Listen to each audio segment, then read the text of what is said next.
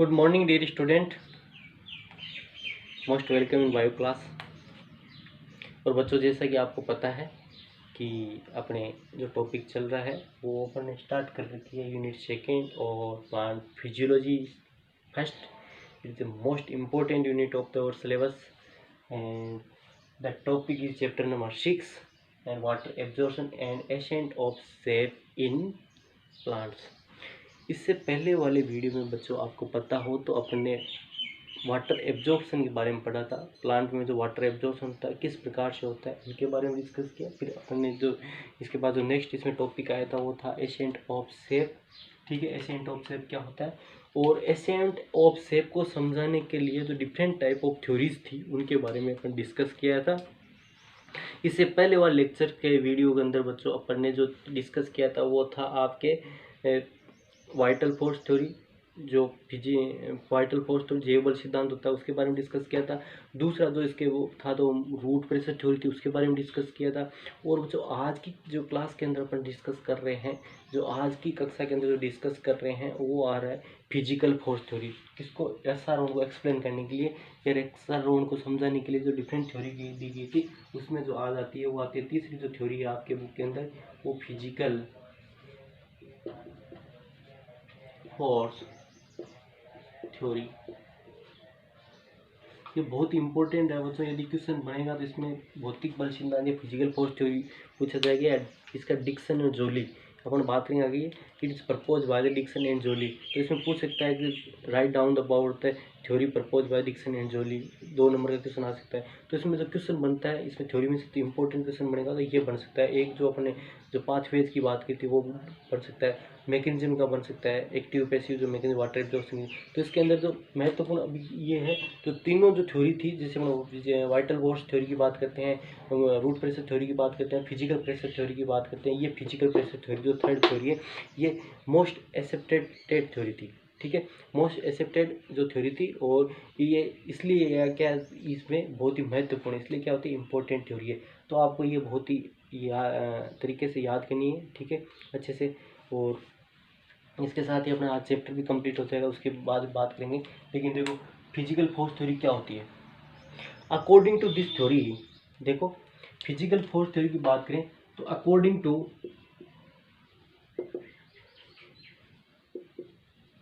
This theory क्या होता है, इस थ्योरी के अनुसार बात करें तो क्या होता है, दो जो एसेंट ऑफ शेप होता है।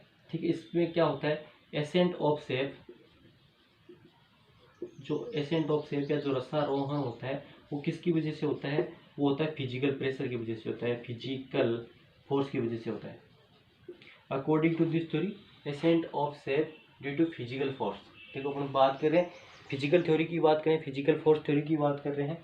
ठीक है, तो इसमें जो एसेंट ऑफ शेप होता है वो किसकी वजह से होता है, फिजिकल फोर्स की वजह से होता है। ठीक है, इसमें जो लिविंग सेल्स होती है,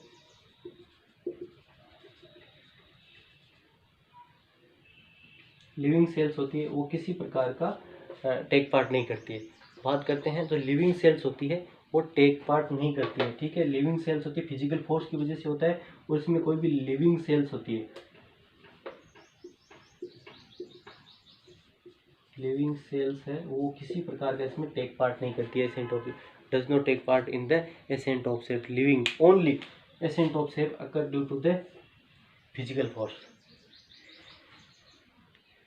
ascent of sap only occur due to the physical force, living cell does not take part in this process।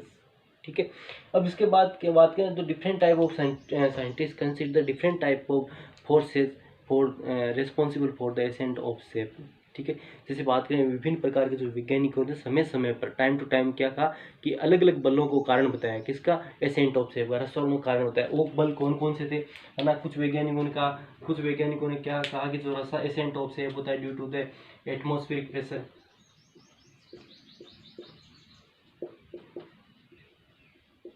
कुछ वैज्ञानिकों ने कहा जो एसेंट ऑफ शेप होता है एटमॉस्फेरिक प्रेशर की वजह से होता है।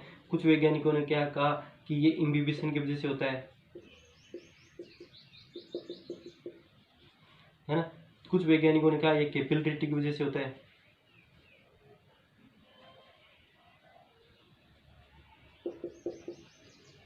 कैपिलरिटी की वजह से होता है। तो टाइम टू टाइम क्या है, different type of scientist consider different type of force for responsible for the ascent of shape, but these are not correct answer is this physical force is responsible for the ascent of shape, है ना। तो इसके अंदर जो most expected जो force आता है या जो मोस्ट एक्सपेक्टेड जो थ्योरी आती है वो थ्योरी है आपके डिक्सन और जोली की थ्योरी, वो अपन डिस्कस करते हैं। Dixon and Joly propose the physical force theory. According to this theory की बात करें तो क्या होता है, देखो तो ये तो क्या अलग अलग वाली बात भाई, अकॉर्डिंग टू दिस थ्योरी ऐसे फिजिकल फोर्स थ्योरी की तो बात मोटी मोटी बात तो यही है, ठीक है। अब क्या होता है, ये किसने प्रपोज की थी, तो अब बात करते हैं बच्चों अपन जो फिजिकल फोर्स थ्योरी थी जो डिक्सन और जोली ने प्रपोज की थी वो क्या थी, ठीक है।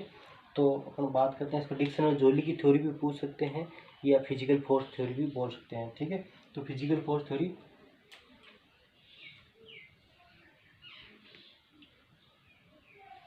डिक्सन एंड जोली 1894, ठीक है, propose physical force theory, propose physical force theory, ठीक है। अब देखो अकॉर्डिंग टू दिस थ्योरी आपको याद रखना, सबसे पहले तो वैज्ञानिक का नाम याद रखना है कि डिक्सन और जोली ने प्रपोज की थी। डिक्सन और Joly propose the physical force theory according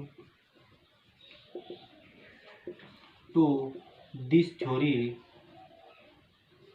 according to this theory, ठीक है। क्या होता है इस थ्योरी के अनुसार, according to this theory transpiration pull, देखो इसे, according to this theory physical force responsible for ascent of shape, ठीक है। According to this theory physical force responsible for the ascent of shape, according to this theory physical force responsible for the ascent of the shape and physical force are, these physical force are, first is transpiration pull due to the transpiration pull due to this develop due to the transpiration, ठीक है, अभी बताऊंगा आपको। Second is cohesive force between water molecule, cohesive force in water, ऐसे लिख देते हैं, in water, ठीक है।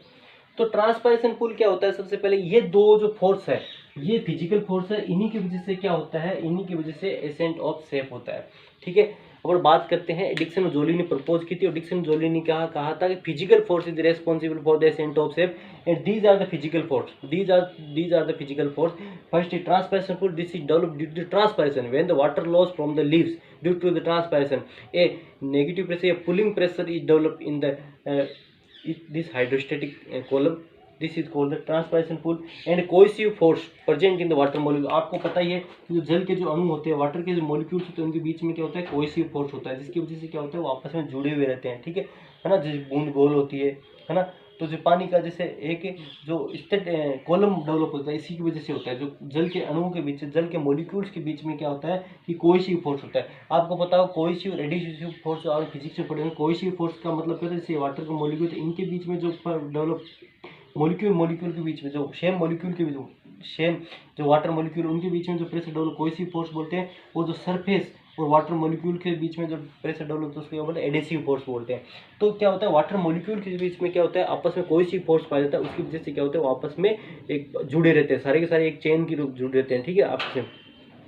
जैसे अपन पानी गिराते हैं, जैसे अपन किसी नल से पानी गिराते हैं या कोई जग से पानी गिराते हैं, तो वो सारा का सारा एक नल आपस चिपका, एक एक बूंद थोड़ी गिरती है, मिट्टी की तरह एक एक बूंद थोड़ी गिरती है, नहीं गिरती ना, सारा सारा पानी चिपका रहता है। वो किसकी वजह से चिपका रहता है आपस में, है ना।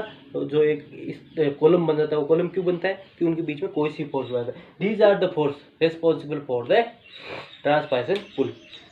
तो अपन बात करते हैं इसमें according to this theory, transpiration pull theory या कोहेसिव फोर्स थ्योरी की बात करें तो इसमें जो पॉइंट्स दिए थे उसने डिक्सन और जोली ने क्या है 5 पॉइंट दिए, वो कौन कौन से देखो, ठीक है। जो पहला पॉइंट है, ए कंटिन्यूअस वाटर कॉलम एक कंटिन्यूस वाटर कॉलम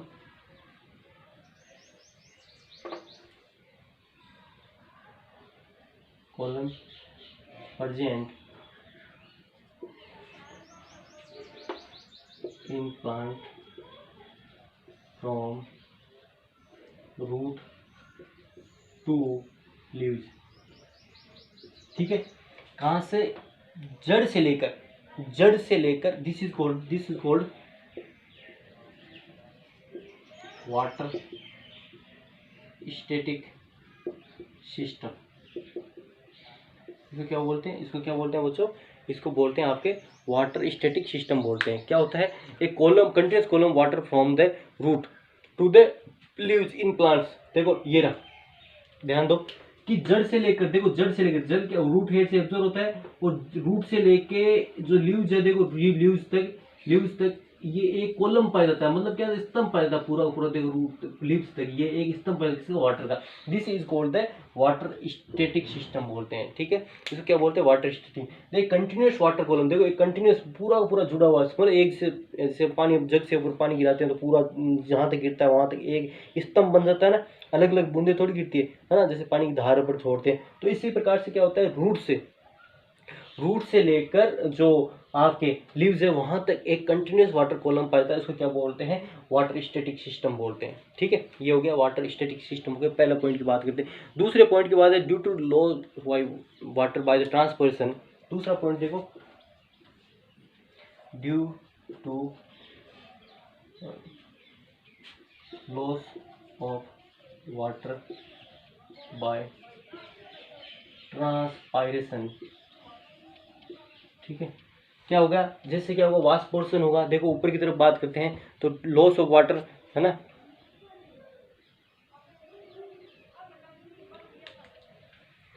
देखो अब क्या होगा, यहाँ पर ट्रांसपायरेशन होगा। आपको पता है लीव्स के अंदर ट्रांसपायरेशन की वजह से क्या होता है? देखो वाटर लॉस होगा, loss of water by transpiration. Due to the loss of water transpiration a pulling pressure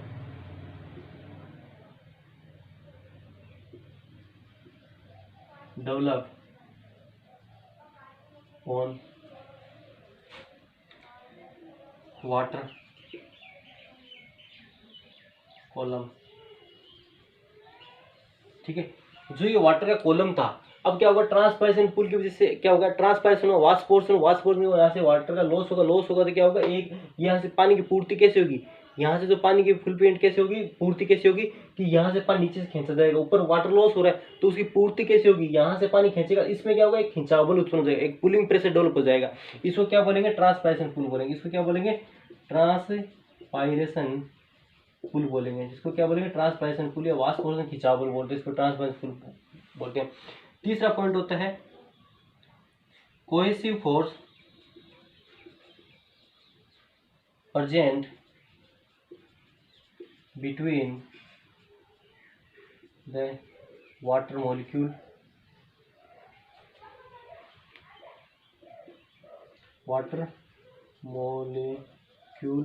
a cohesive force present between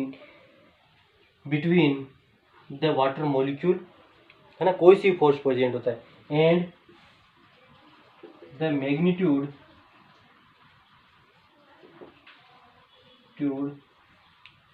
of this cohesive force is 45 to 207 atm। ठीक है, due to this cohesive force water column does not break by the transpiration pull. ये क्या होता है, मैं क्या कह रहा हूँ कि तीसरा पॉइंट कोहेसिव फोर्स प्रेजेंट होता है। कोहेसिव फोर्स ये वाटर के मॉलिक्यूल से मैंने कहा आपस में जुड़े रहते हैं, इनके बीच में क्या होता है? कोहेसिव फोर्स होता है। इसी की वजह से क्या होता है, इसी की वजह से जो वाटर लॉस होता है, ऊपर से खिंचाव बल उत्पन्न, ट्रांसपायरेशन पुल की वजह से जो एक प्रेशर डेवलप होता है खींचने के लिए, इस कोहेसिव फोर्स की वजह से क्या होता है? सारे के सारे जो वाटर मॉलिक्यूल्स होते हैं वो आपस जुड़े रहते हैं, इसकी वजह से जो वाटर कॉलम ब्रेक नहीं होता है। तो अपन ये भी लिख सकते हैं वाटर कॉलम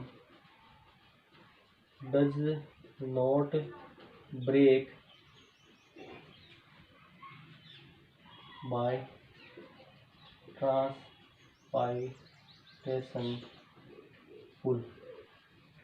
ठीक है, इसी कोहेसिव फोर्स की वजह से, ड्यू टू कोहेसिव फोर्स, ठीक है। इस कोहेसिव फोर्स की वजह से क्या होता है, इस कोहेसिव फोर्स की वजह से क्या होता है, जो ये जो कॉलम है वाटर का, ये टूटता नहीं है, ठीक है। इसलिए अब चौथा पॉइंट बात करते हैं, देखो, ठीक है।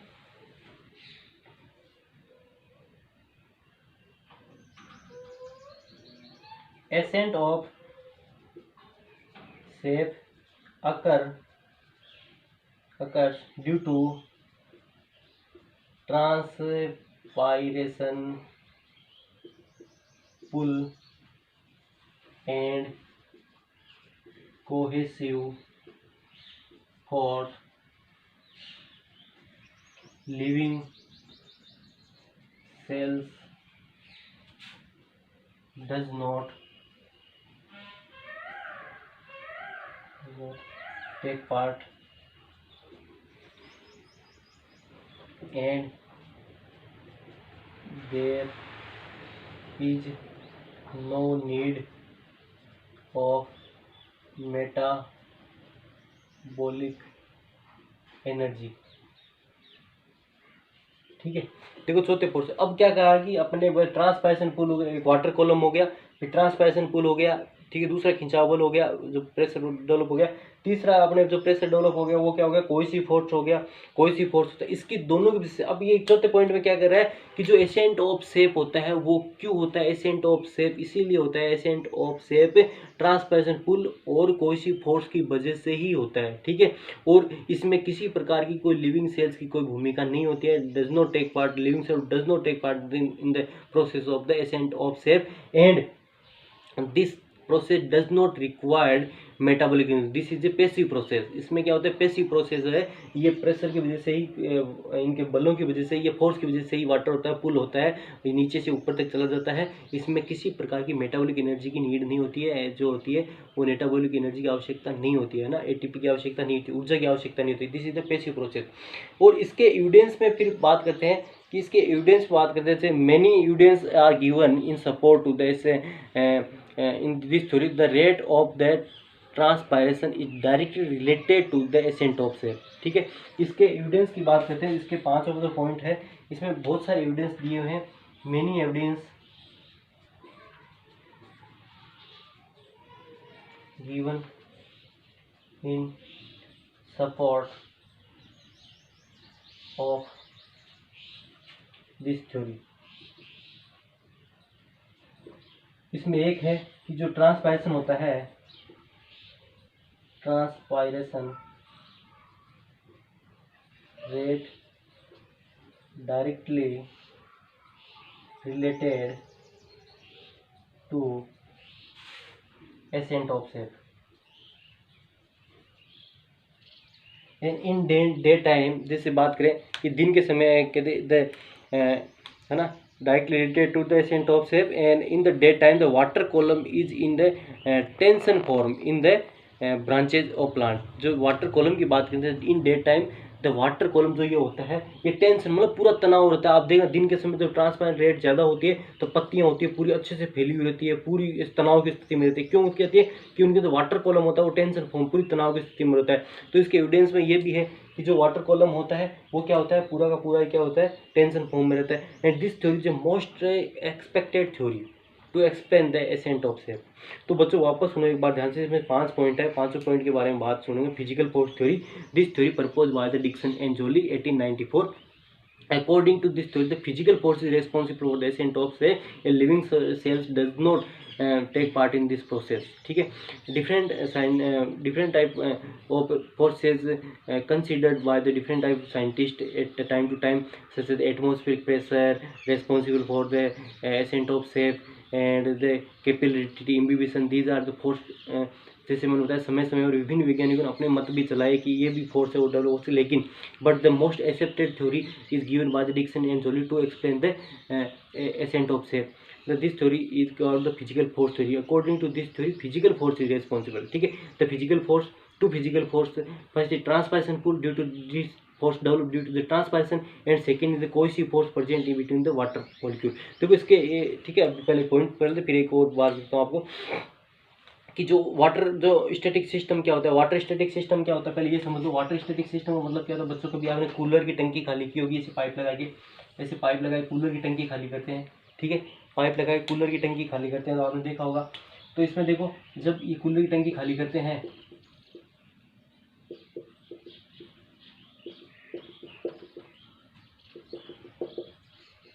ठीक है, कूलर की टंकी जो खाली करते हैं ये देखो, तो यहाँ से क्या करते हैं, पानी को सक करते हैं, यहाँ से एक बार मुंह से पानी को खींच लेते हैं ऐसे, जब टंकी के ऊपर से आता है पाइप, ठीक है, इस प्रकार से पानी देखो ऊपर से आ रहा है कूलर की टंकी या कोई भी टंकी हो से, तो इसमें पानी देखो पाइप है तो इतना ऊपर गया, लेकिन फिर एक बार लेकिन अपने खींच लेते हैं इसको, देखो सक कर लेते हैं यहाँ से, ये मान लो ट्रांसपैरेंट पुल है, तो एक बार जो पानी का खींच लिया ये स्तंभ बन जाता है, इसके अंदर कॉलम बन जाता है, ये कॉलम, ठीक है, इट डज नॉट ब्रेक, ठीक है। अब जब तक ये ब्रेक नहीं होता, जब तक ये टंकी से पानी इसमें आता है, इसी प्रकार कॉलम ये होता है, इसी प्रकार का कॉलम ये होता है, जब तक इसमें पानी नीचे रहेगा, जब तक ये पूरा खींचता रहेगा, जब तक ये कॉलम रहेगा, इसमें एयर बबल आ गया तब ये स्टॉप हो जाएगा, लेकिन जब तक खाली होता रहेगा। तो इसी प्रकार से ये क्या कह रहा है, इसमें कंटिन्यूस कॉलम प्रेजेंट होता है ना। इसमें पहला पॉइंट क्या होता है, a continuous column of water, a continuous column water present in the plant from root to the leaves, this is called the water static system, ये वाटर स्टैटिक सिस्टम, ये वाटर स्टैटिक सिस्टम। दूसरा इसने बताया कि water loss, due to the water loss in the leaves a pressure is develop, this is called transpiration pull, है ना। Due to the water loss by the transpiration in the leaves, this is called the pulling pressure develop, एक pulling pressure develop होता है, उसको transpiration पुल बोलते हैं। दूसरा तीसरा क्या होता है, तीसरा पॉइंट वाटर मॉलिक्यूल्स होते हैं, उनके बीच में क्या पाया जाता है बच्चों, वाटर मॉलिक्यूल्स के बीच में क्या पाया जाता है, वाटर मॉलिक्यूल्स के बीच में कोई सी फोर्स पाया, जिसका जो मान होता है, जिसकी जो वैल्यू होती है 45 से 207 एटमॉस्फेयर होती है। इसी प्रेशर की वजह से क्या होता है, ये जो कॉलम होता है टूटता नहीं है, क्योंकि वाटर मॉलिक्यूल आपस में चिपके रहते हैं, इसे कोई सी फोर्स की वजह से चिपके रहते हैं, इसी वजह से क्या होता है, ये जो कॉलम होता है टूटता नहीं है ना। तीसरा पॉइंट आता है कि इसने क्या बताया फिर, the ascent of sap due occur due to the physical force, this physical force is transparent pull, cohesive force between the water molecule and the living cells does not take part in this process and there is no need of metabolic energy, यहाँ पे आवश्यकता भी नहीं होती है, metabolic energy की आवश्यकता नहीं होती, and the physical the ascent of sap only and only due to the physical force. फिर आता है इसके evidence, then many evidence given to support the this theory, the rate of the transpiration directly related to the ascent of shape and in the daytime बात करते हैं, daytime the water column in the tense form in the branch of the plant, मतलब क्या होता है, जो बात करते हैं दिन में जो वाटर कॉलम होता है वो क्या होता है, टेंशन फॉर्म में रहता है, किसमें, प्लांट्स में जो पत्तियां होती है वो पूरी तनाव की स्थिति में रहती है। तो बच्चों ये बहुत ही इंपॉर्टेंट जो थ्योरी थी, इसमें कोई और नहीं समझा मुझे, अगर बुक से आप देखना सेम सेम चीज़ दी हुई है, और नहीं समझा मेरे से डिस्कस करना, आप बात करेंगे। और इसका आज चैप्टर का अपने जो है समापन हो चुका है बच्चों, है ना, चैप्टर का था वो समापन हो चुका है अभी आज, और इसके आपके सारे के सारे इंपॉर्टेंट पॉइंट करने हैं, ठीक है। आपके पास बहुत समय है, थोड़ा थोड़ा पढ़ रहे हैं, बिल्कुल थोड़ा थोड़ा पढ़ रहे हैं, अपने 25 मिनट में इतना ही पढ़ पाते हैं, तो आपको इसके सारे इंपॉर्टेंट क्वेश्चन, इंपॉर्टेंट पॉइंट करने हैं, इंपॉर्टेंट पॉइंट पर सारे क्वेश्चन करने हैं आपको, चाहे रिपीट हो रहा हो, चाहे क्वेश्चन बार बार रिपीट हो रहा है, लेकिन आपको करने हैं। क्यों, तो यदि आपको बोर्ड है, अच्छे मार्किंग करनी है, तो मैंने बताया जिस प्रकार से आप हमें फॉलो करोगे, तो हम इसलिए करवा रहे हैं, हम आप परेशान करने के लिए क्वेश्चन नहीं देते, हम चाहते हैं कि आप उसको ज़्यादा से ज़्यादा लर्न करो, याद करो, तो बार बार रिपीट करो तो आपको याद हो जाएंगे। तो आपको ये सारे के सारे जो क्वेश्चन है वो करने हैं इसके। तो ये चैप्टर समाप्त हो गया, अगली जो क्लास में अपन जो चैप्टर करेंगे 7 नंबर का चैप्टर चालू करेंगे, जो ट्रांसपायरेशन से बहुत इंपॉर्टेंट है वो भी। तो आज के एग्जाम इतना बहुत है बच्चों, धन्यवाद।